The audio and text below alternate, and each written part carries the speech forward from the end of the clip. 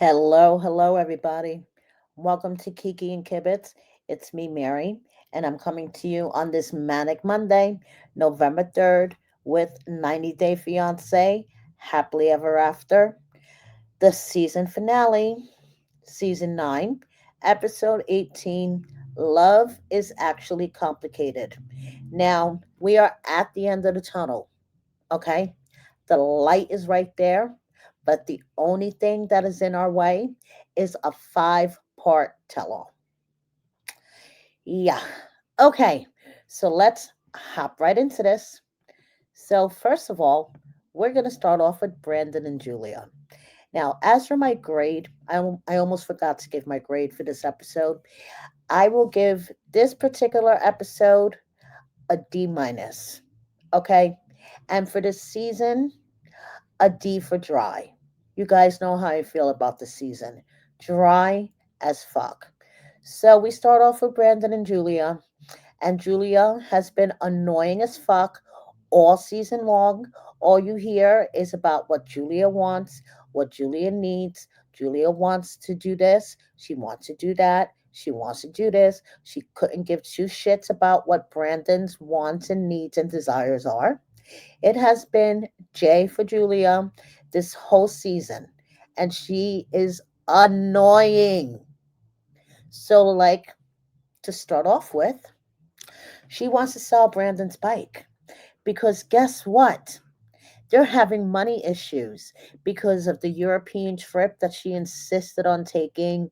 And, Brandon is working now, but he's making less money than what he used to make. So things are tight.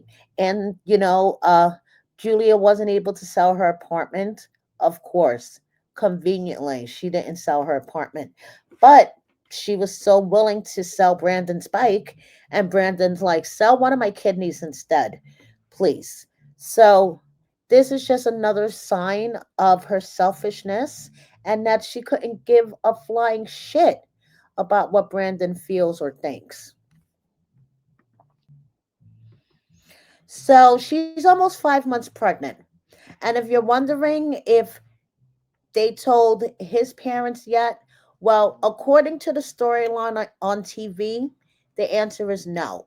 But you know that I know that you know that Brandon not telling Mama Betty that Julia's pregnant, Mama Betty doesn't know. Julia's almost 5 months pregnant and Brandon hasn't said a word.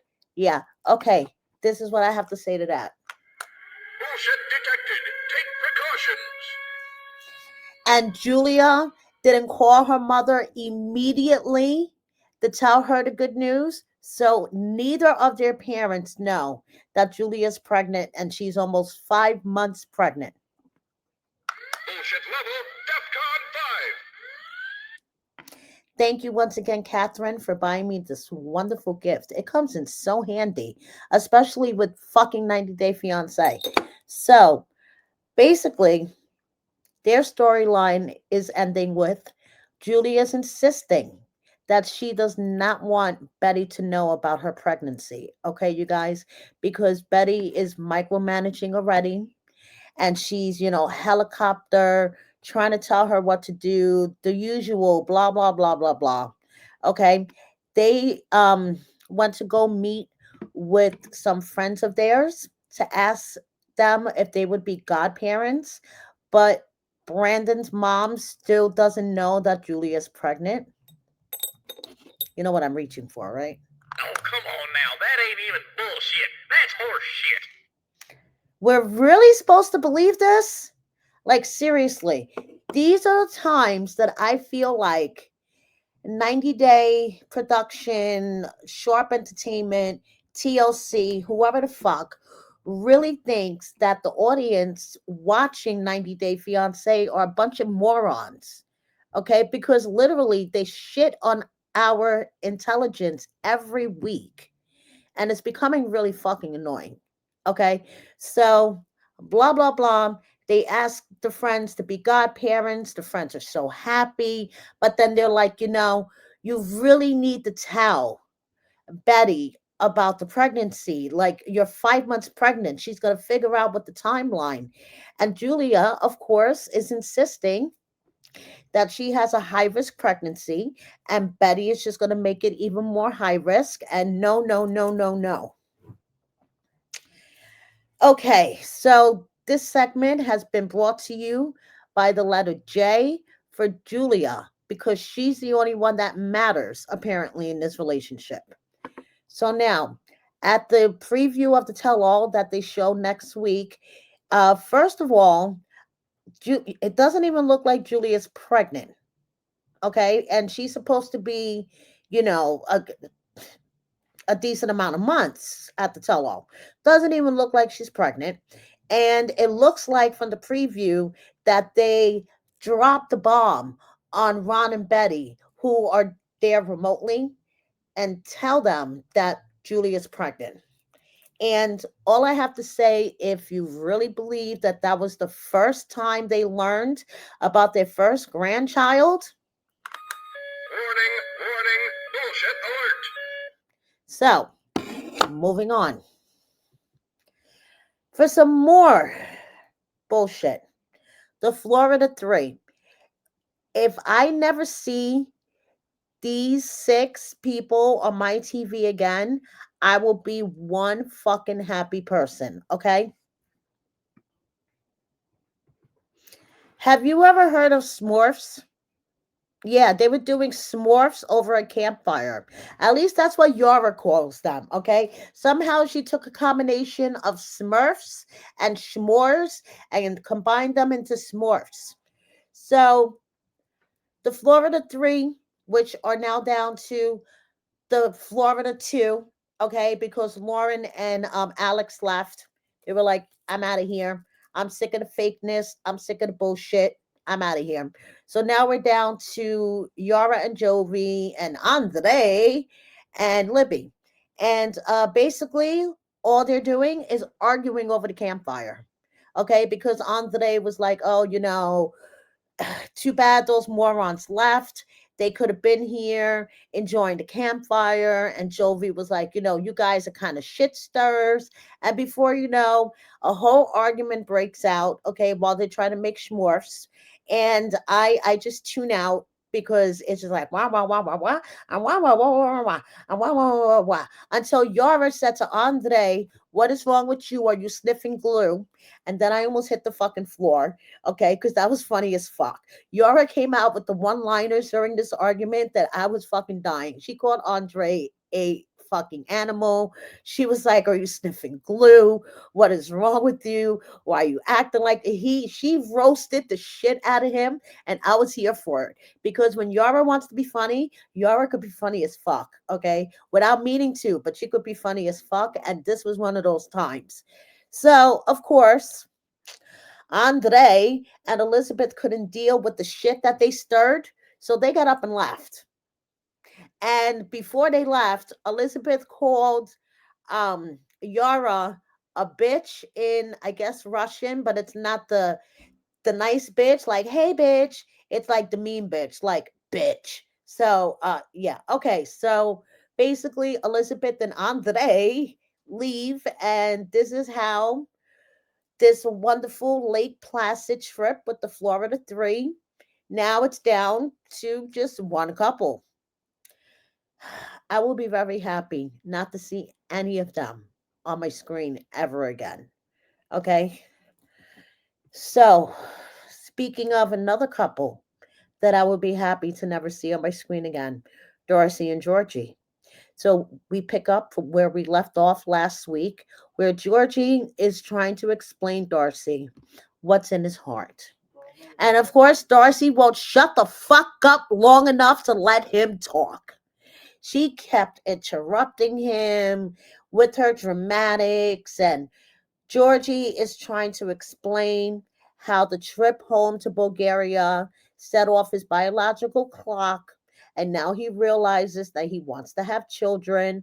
But of course, he is married to a 50-year-old woman that cannot tote any eggs anymore. And please, TLC, I beg of you, I beg of you, please do not give us another season of Darcy trying to tote an egg.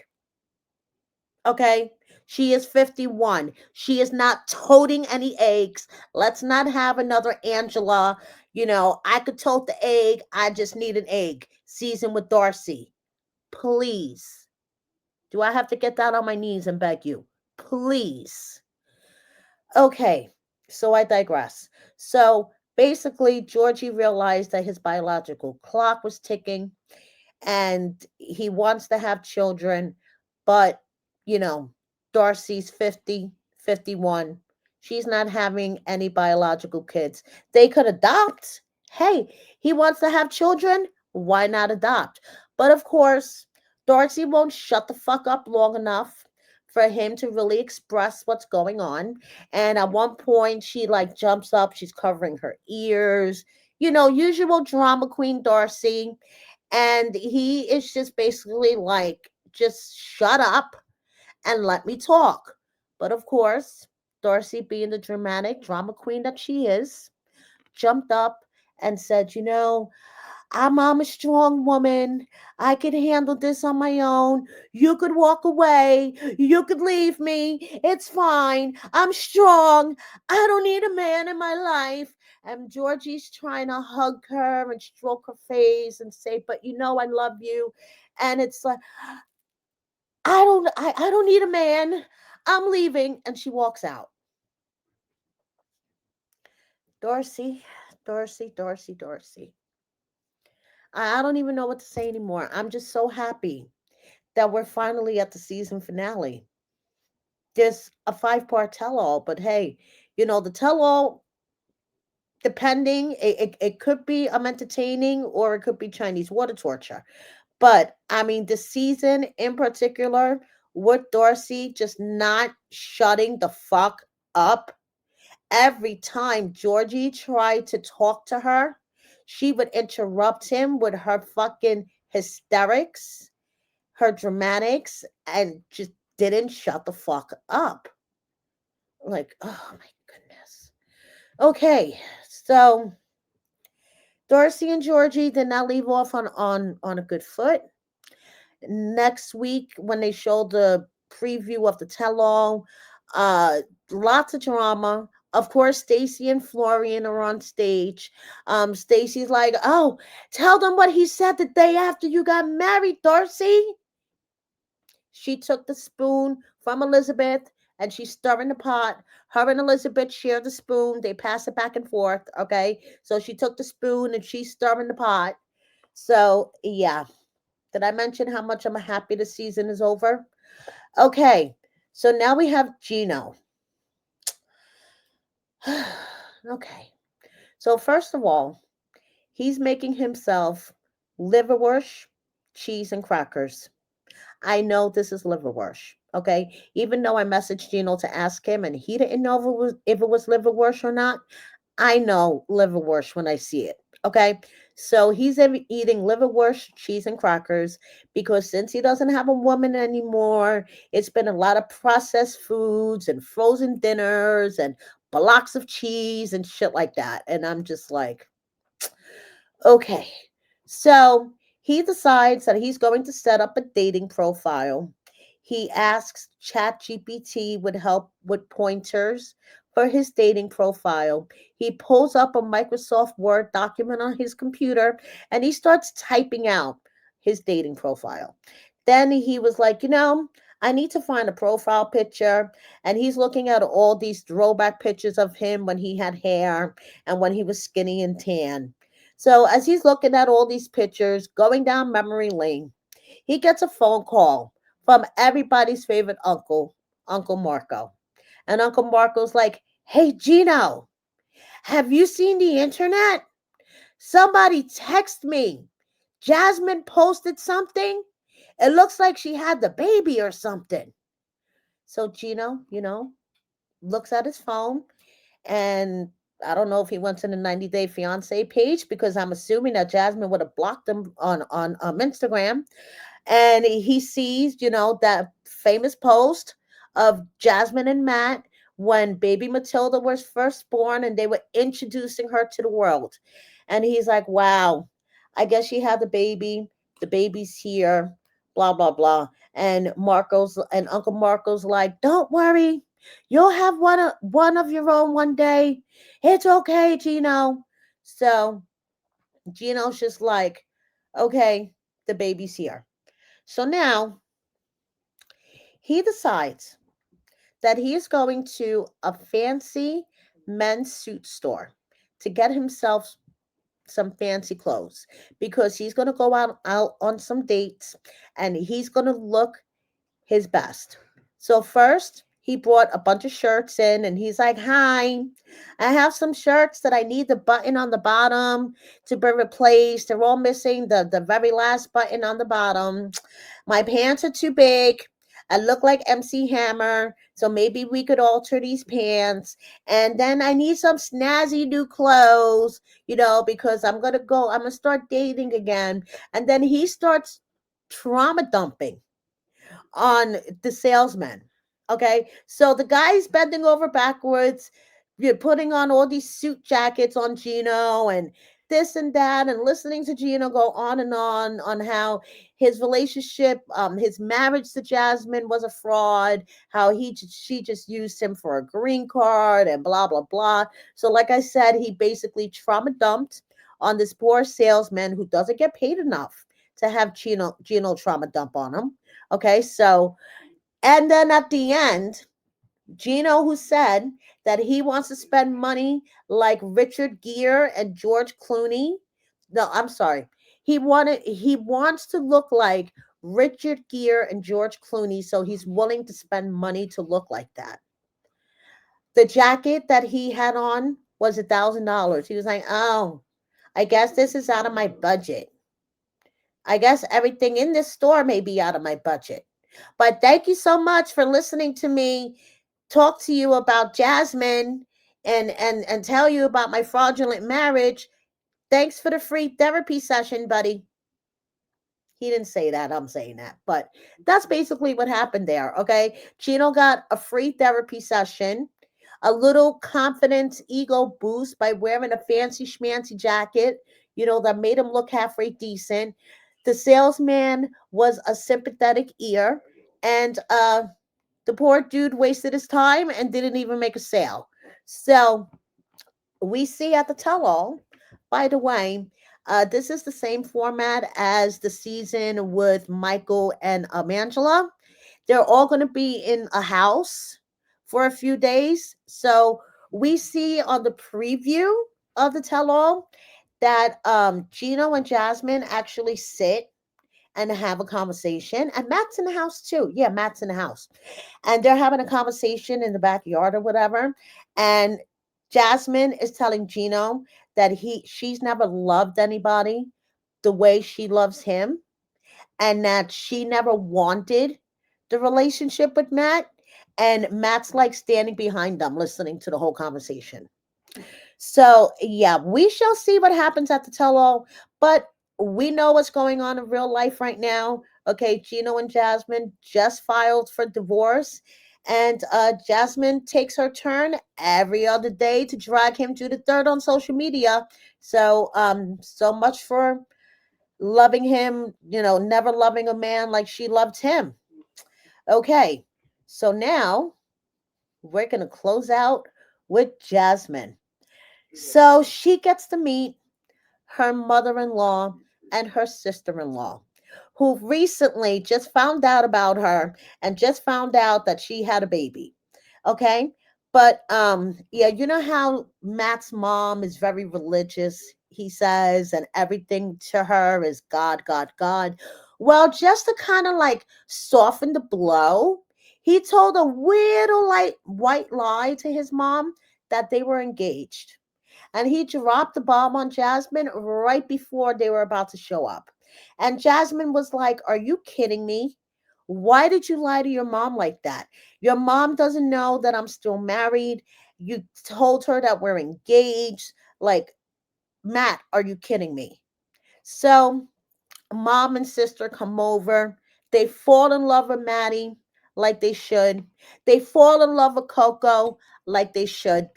They fall in love with Jasmine. Eh, I don't know if they should, but hey, okay. So Jasmine made some watery polenta for them. Um, Grandmom was so happy to hold the baby. It was, a really nice family scene. I have a question though for myself. Where was Matt's twin brother, Timothy? I don't know. But anyway, at least his sister and his mom were there. They were eating Jasmine's watery polenta when Jasmine basically badgered Matt into telling his mom that they weren't engaged. And to make a long story short, his mom, sitting there with the knowledge that her son committed sin with this woman and they're not even engaged, made her cry, which made Jasmine cry. So I felt really bad for Matt's mom, okay, because she must be sitting there thinking, my son is going to burn in hell, and look at the woman that he's going to burn in hell for, okay. So I felt really bad for her, but she was glowing when she was looking at her granddaughter. She says she loves her granddaughter. She's happy that her granddaughter's here, but she just wishes that Matt didn't do it in sin, which I guess it's reasonable. I guess it's, totally reasonable. So, Matt proposes with a string. Oh, yes, he does. Okay. And Jasmine breaks into hysterics. I'm just going to get to the meat of the matter. Okay. Matt says, it doesn't matter.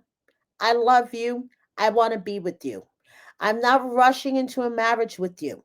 I know you're still married to Gino, and this whole shit is a hot mess express, but I love you. So, with this string, will you marry me? And Jasmine breaks out into hysterics. And she's like, I can't give you a yes or a no answer. And Matt's like, in his little confessional, it gets really frustrating when you're bending yourself into a pretzel to please somebody, to show somebody that you support them, that you love them, and you can't even get an answer for string out of her. She accepted a ring from Gino, but she wouldn't accept a string from me. Yeah, buddy, I bet you if you handed her a 2 carat diamond ring, she would have taken it. Just saying. Maybe you need to step up on your string game. Maybe it needs to have a little 2 carat diamond on top. Just saying. But like I said, during the tell all, they're all gonna be staying in the same house. Gino's gonna be there, Matt's gonna be there, Jasmine's gonna be there. So it's gonna be interesting to see the dynamics. Okay. Kind of like, the Jason, Liz, and Ed situation. So let's see what the dynamics are gonna be. So, like I said, at the tell all, we are going to have Guillermo doing a strip dance for Kara. Okay, they showed a couple of previews. So Guillermo does the strip dance for Kara. Okay. Um, Yara confides into Jasmine that all her and Jovi do is fight, fight, fight, and she cries, cries, cries. And speaking of Jovi, Andre and Jovi get into an argument, which resulted at Jovi throwing something at on no, actually Andre, no, Jovi knocking something off the counter, then Andre throwing it at him, and then Jovi throwing it back. And you hear Darcy on the outside going, "Hey, hey, hey, what's going on? What's going on?" So yeah, this is going to be a whole shit show. So thank you so much, everybody, for watching me. Please subscribe if you don't already. Double check that you are subscribed.